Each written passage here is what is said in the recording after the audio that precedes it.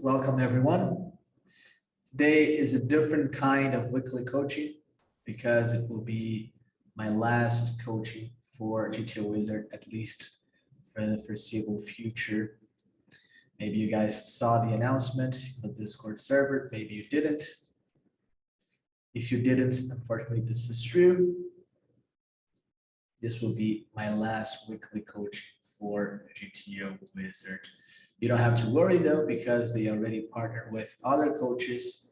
I'm going to be replaced by very high level people. So you guys are not going to miss, you're not going to miss my weekly coach as well. I hope that you do a little bit, but you're going to be in good hands. All right. Some people didn't know about that. I'll miss you, said Matthias. Thanks, my friend. Well, the main reason for this, and I can be very transparent because it's not a secret to anyone. We're doing a lot of changes in my company, my stable. You guys know that I own a stable, and there's been a lot of changes there. We've been through a very significant restructuring of all our program and all the service that we provide. And this has been demanding more time of myself, time that, well, is very precious because not only I have a company, but I also have my responsibilities as a father. And also I do want to get back to grinding a little bit more. This has been something that has been a little bit of frustration for myself because ever since I entered the business world, I had less and less time to grind. And when I first started my company, I was still a 200 NL grinder and I was moving up to 500 NL. So it was exactly in the time that I was going to be moving up to higher stakes. And basically I started playing less and less, very low volume because of all the other responsibilities that I had. And now we have an opportunity, me and my partner, we have an opportunity to bring other partners in the company, which is hopefully going to give us a little bit more time also to study and to grind. There have been some really high stakes games on GG that me and my partner want to take part in. So those are the main two reasons why, unfortunately, I'm not going to be able to keep doing the coachings for GTO Wizard. A lot more responsibilities in my company and also a necessity, a desire to spend more time in the study and the grind to play some very high stakes games, right? So those are the main reasons. As I said, you guys are going to be in good hands. I'm going to be replaced by some very top level guys. I only know actually the cash coach, but I know that there are going to be some other formats that are going to be having weekly coachings. So you guys don't have to worry about that. All right. Still on Rio, I'm not sure yet. I still have a few videos to upload to run it once, but I'm not sure what the future holds for me. I'll run it once as well. Yeah, so this is it. Hope you guys have had a good time with my coachings. I hope that you have learned something. And for this last coaching, what I wanted to do is do a Q&A with you guys. I thought this would be a nice opportunity as a last coaching to answer questions from you guys, share a little bit of my knowledge and my wisdom in anything that you guys want. So basically what I'm going to do is I'm just going to share my screen and have GTO Wizard open just so we have something to look at. But we can do a Q&A for today. You guys can ask as many questions as you want about any topics as you want. Hopefully about poker, because that's what I can contribute the most. And then hopefully you guys are going to get something out of this coaching as well. Okay, so let me do that. Just gonna open GTO Wizard here. And I'm gonna share my screen.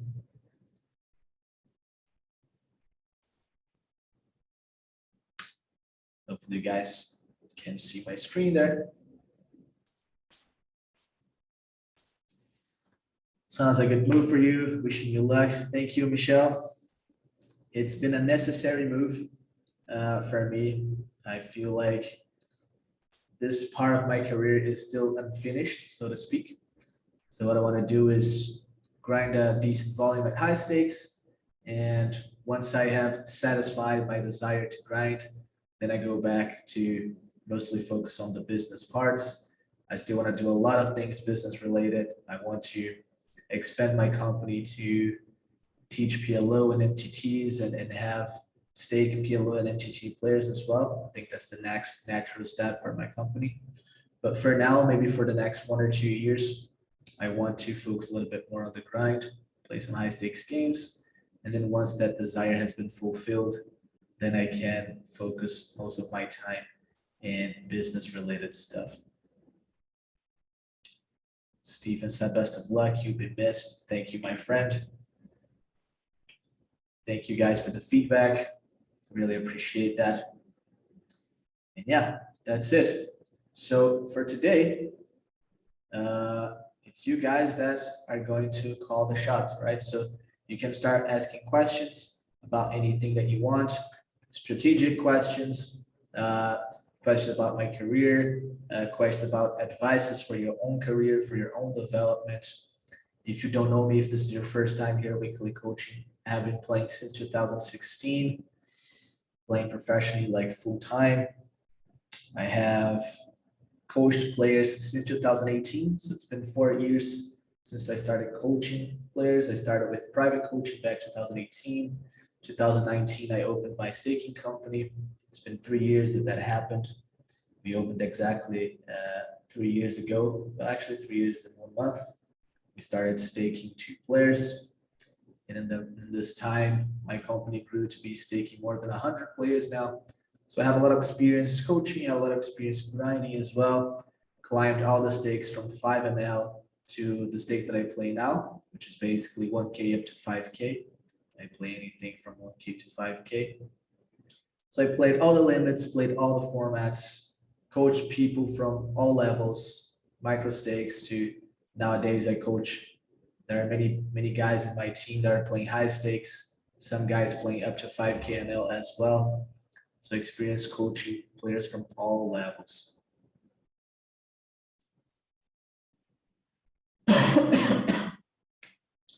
Michelle said, if it's an open discussion, why not discussing a bit your staking model and structure?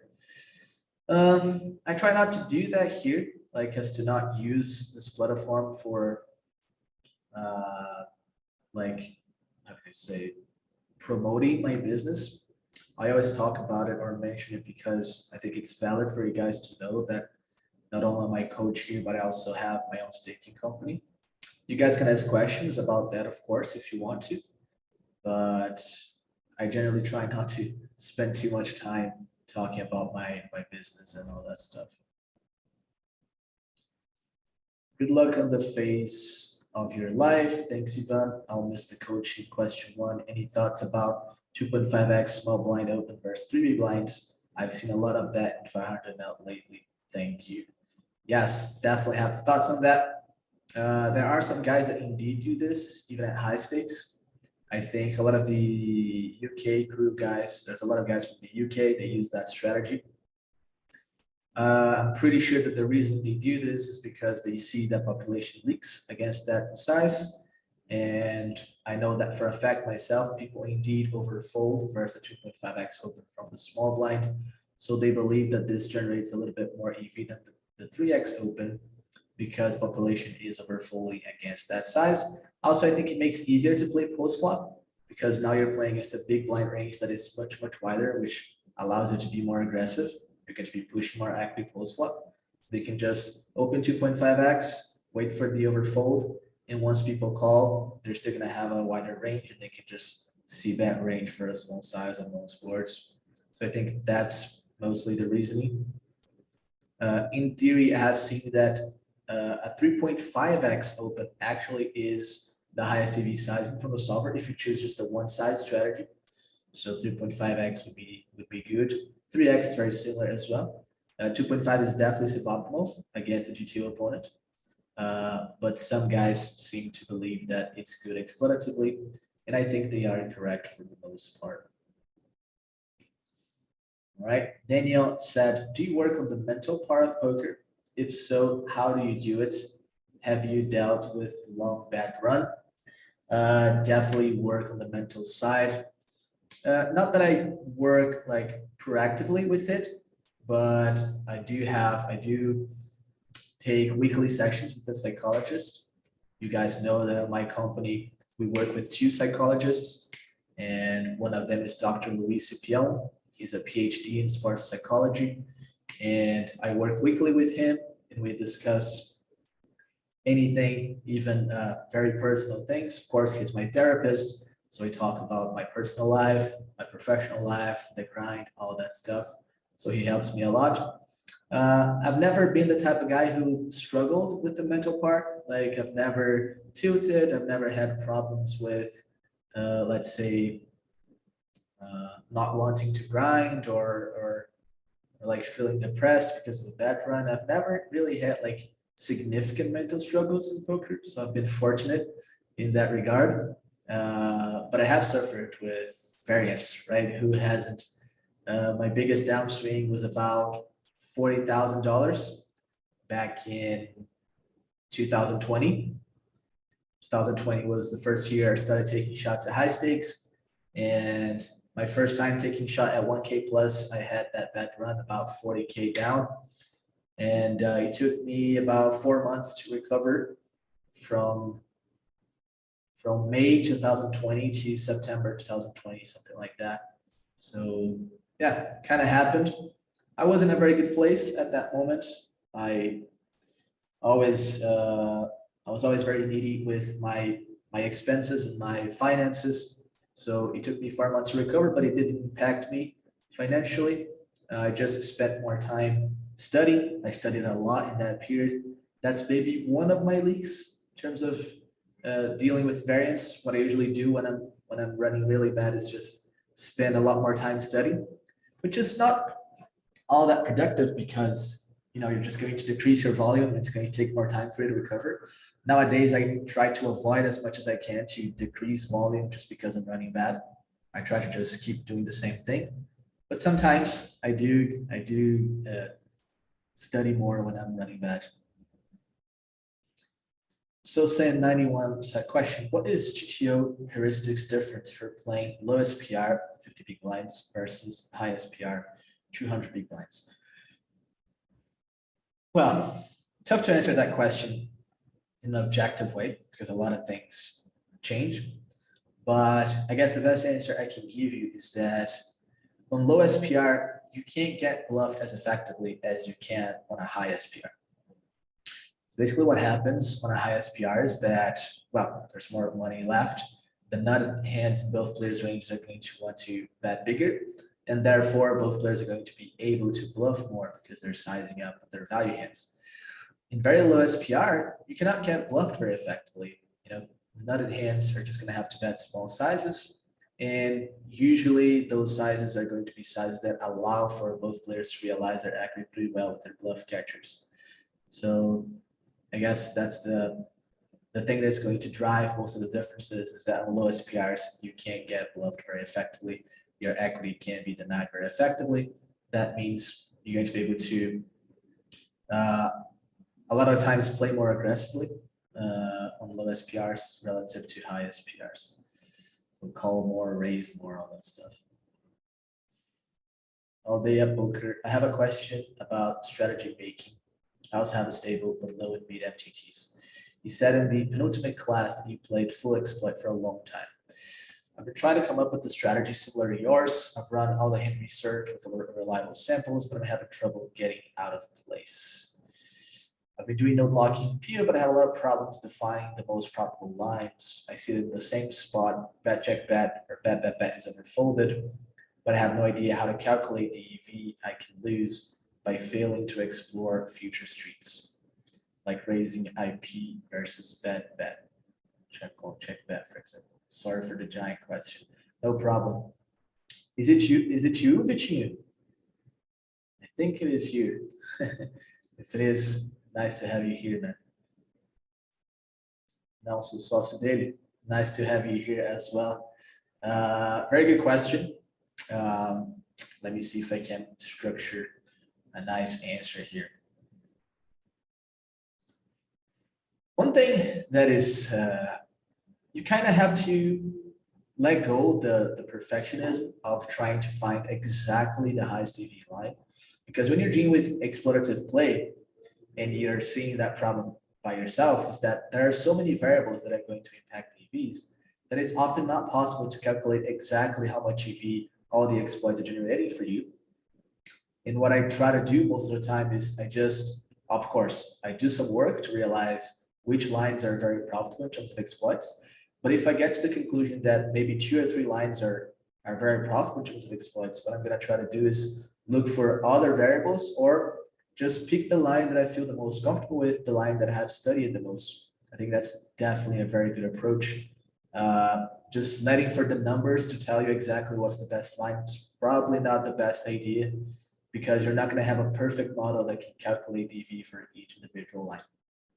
That being said, I do try to have very, very accurate models. So, for example, in the team, we have done research over exactly doing what you seem to be trying to do, which is calculate exactly what's the EV that certain exploits are generating. And you can do that, but obviously doing some math formulas and using data from hand to node. So you can do that. You can calculate how much each exploit is generating in terms of EV for your strategy. So I do try to get as accurate as I can with my models. After I did that, if my models cannot be improved anymore, then I just pick a line that makes my life easier or is most comfortable line for me to execute or for my students to execute. Right? I hope that answers your question. If not, just try to expand a little bit. I can try to help. Bruno Mendes said, what should be the main focus for someone who's trying to move up in stakes and sometimes feels overwhelmed with too much topics to study, leaks on their own game? I'm currently on your low tier team and try to move up to the main team as soon as possible. Thanks for the awesome content. These will be missed. Thanks for the question, Bruno Mendes. So Bruno, one of my students at BIPC MicroStakes. I don't have much contact with BIPC MicroStakes because my partner Max is the CEO of that area of the business and he takes care of the students. But it's nice to have you here. Well, about feeling overwhelmed with too many things to study and leaks.